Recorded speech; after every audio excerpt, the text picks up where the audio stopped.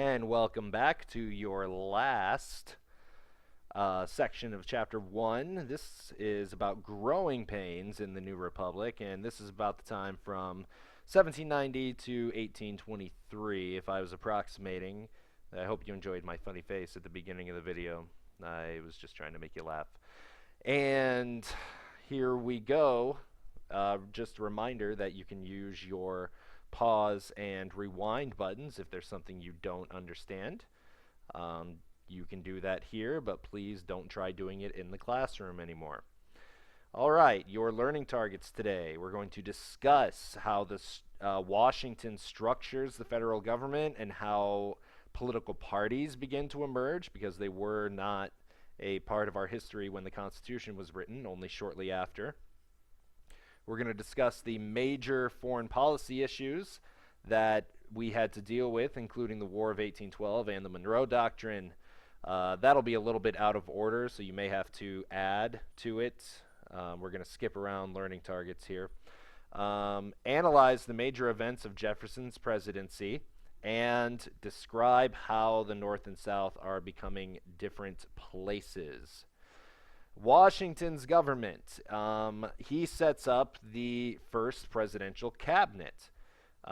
He makes Thomas Jefferson his Secretary of State, or the head of the State Department, and the State Department is in charge of dealing with other countries officially, or other states officially, as they're known in international politics.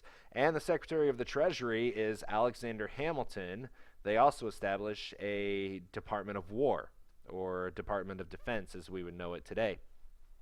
Hamilton, as Secretary of the Treasury, tries to get our economy up and moving. He favors industrial and trade over farming, and so he wants to charter a national bank. Now, this will become a sticking point between the political parties, because there's nowhere in the Constitution that says the government has the power to charter a national bank.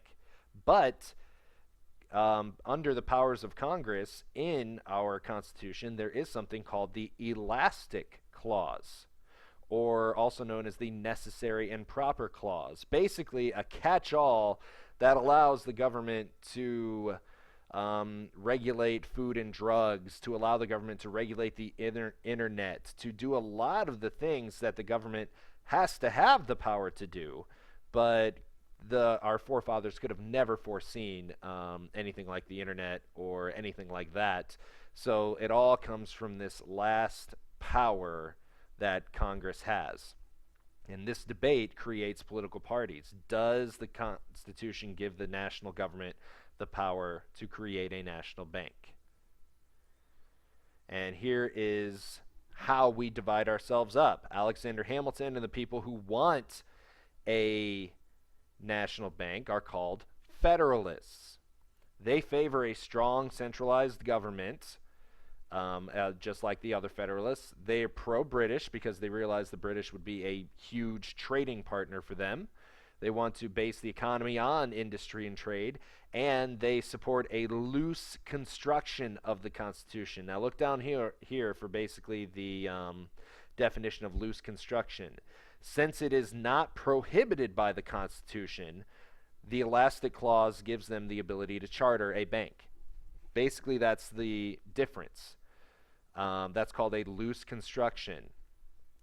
You guys probably have a loose construction of a lot of school rules.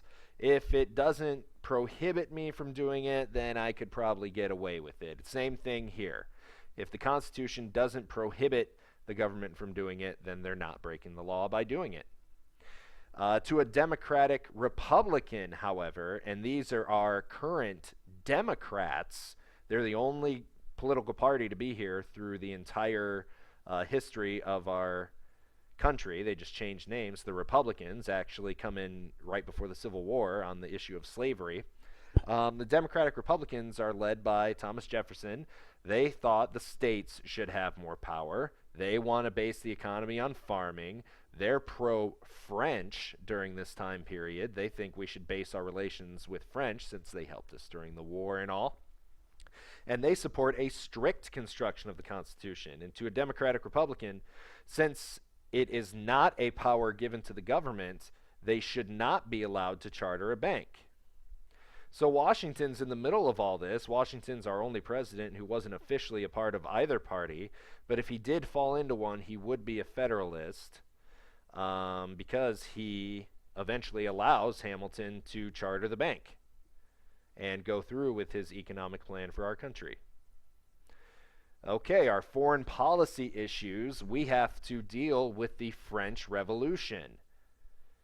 Other nations declare war on this new French government. They don't recognize it, and they see it as an opportunity to take over. Britain, during this time, basically starts to pick a fight with us.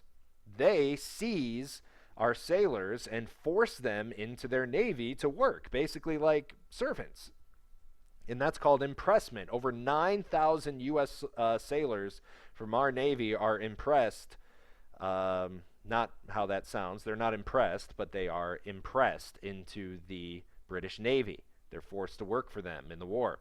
Britain also refuses to vacate their forts on the United States side of the Great Lakes that was decided in the Treaty of Paris in 1783.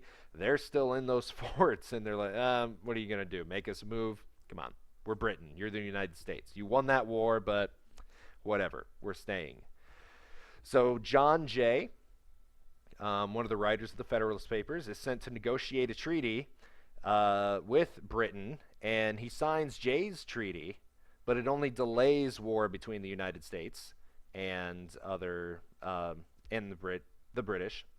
The French are offended by this, and they begin seizing merchant ships. So we can't make anyone happy during this. Also, we consider Indians foreign nations, foreign states, and they are conflicting with the United States in Ohio country. And so General Anthony Wayne is sent to fight off the Indians, who Fort Wayne is named after. And he wins Ohio and southern Indiana, and forces the Indians to vacate and push further west. Now, the Federalists, John Adams and the Federalists. So after 2 terms, Washington sets the precedent of 2 terms and retires. He's done. His vice president is elected in, that should be 1796, and he and his administration passes 2 very controversial acts since immigrants most likely voted Democrat-Republican. They passed the Alien Act, which makes it more difficult for immigrants to become citizens based purely on politics. And the Sedition Act is very controversial because of one of our rights is freedom of speech in the First Amendment. We have the freedom to criticize the government. But the Sedition Act makes it a crime for citizens to publicly discredit the federal government. And the Supreme Court has ruled on this topic of sedition throughout our history, and it's had a different definition every time they've ruled. And we'll get into more of that throughout our history. But the Sedition Act made it a crime for citizens to publicly discredit the federal government. They thought it would be, at times when times were tight with the French and our relations were heated, that it would be dangerous to have people publicly discredit our new government.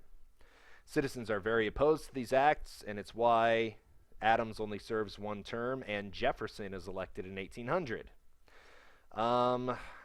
We'll get back to Jefferson's term, but let's talk about the next problem that we have, foreign policy-wise. The British Navy begins seizing these American ships, as we already talked about.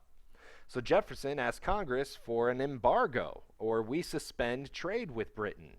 This only raises the tensions, and in 1812, just celebrated the 200-year anniversary. We're still celebrating the 200-year anniversary until 2015.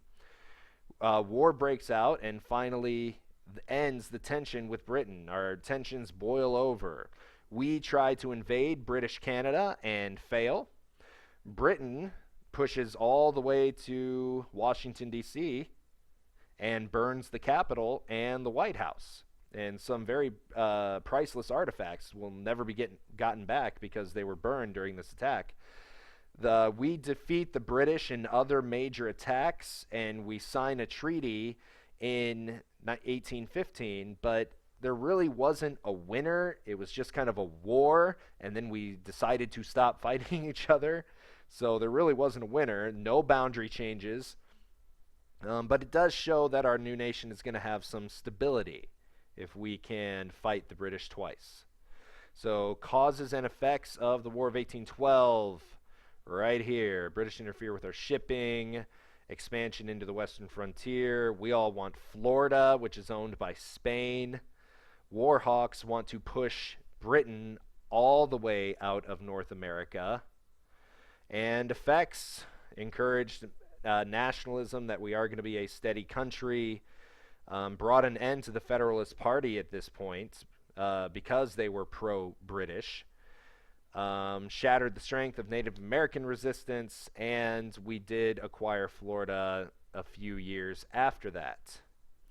And then Jefferson's presidency, two main things we need to know about is that in 1803, the case of Marbury versus Madison is very, very, very important in Supreme Court history because it gives the Supreme Court the power of judicial review, or the power to review the constitutionality of a law. So if Congress passes a law that is unconstitutional, the Supreme Court can review it and nullify it and basically say, no, that's not a law because it's not constitutional.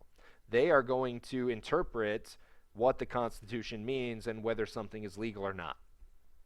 Also in 1803, Jefferson makes a purchase of land from France. Basically, the area west of the Mississippi, we buy from France, and Napoleon, because he is trying to get money to fight his war, he doesn't need that land. It's just a bunch of mountains and prairies, so he sells it to us. About 828,000 acres of land, doubles the size of our country overnight, simply from this purchase. And there were some questions on whether the president had the approval to do this as well, but since the benefits outweigh the cons, then we let it happen. And then lastly, President Monroe in 1823. This wasn't very important at the time, but it does become important when we start to become an imperial nation in the late 1800s. The president issued the Monroe Doctrine. Basically stated that you stay out of our business. We are the kings of the Western Hemisphere. European monarchy should stay in the Eastern Hemisphere and stop meddling in our affairs. And we promised we'll stay out of your affairs as well. And we didn't want Spain to regain her colonies in the Western Hemisphere because she was losing them very quickly, mostly in Central America and South America, but we didn't want them to try to retake Florida or anything like that. And so that's the Monroe Doctrine. Doesn't mean much at the time, but it will mean something in the future. And finally, during this time, changes are increasing between the North and the South in the United States, and that is what Chapter 2 is all about also. But the North is becoming more and more industrialized during this time. We make clothes and machinery and things to use. We have water power to run these factories before electricity is invented during the Industrial Revolution. Discovered. And embargo that we had against Britain cut off the goods from Britain, so we had to manufacture our goods at home. Whereas the South is becoming more agricultural. They still have slavery. They still rely on that enslaved labor. In the late 1790s, or the late 18th century, 1700s, 1790s, got it. Eli Whitney invented something that can very easily filter the seeds out of cotton, thereby making cotton profitable to produce. And so enslaved labor becomes more in demand in the South. And so we're just drifting apart as two regions of a nation. Cotton demand is great in northern factories, so they can make textiles or clothes, and also in Europe, so they can make the same thing. And so now, here at the beginning of the 1800s, we see these two regions start to drift apart. And that is the end of chapter 1. So feel free to look back at the other videos if there are things you didn't understand or didn't get. Ask me questions in class. Use that pause and rewind. And I will see you back in class. Ciao.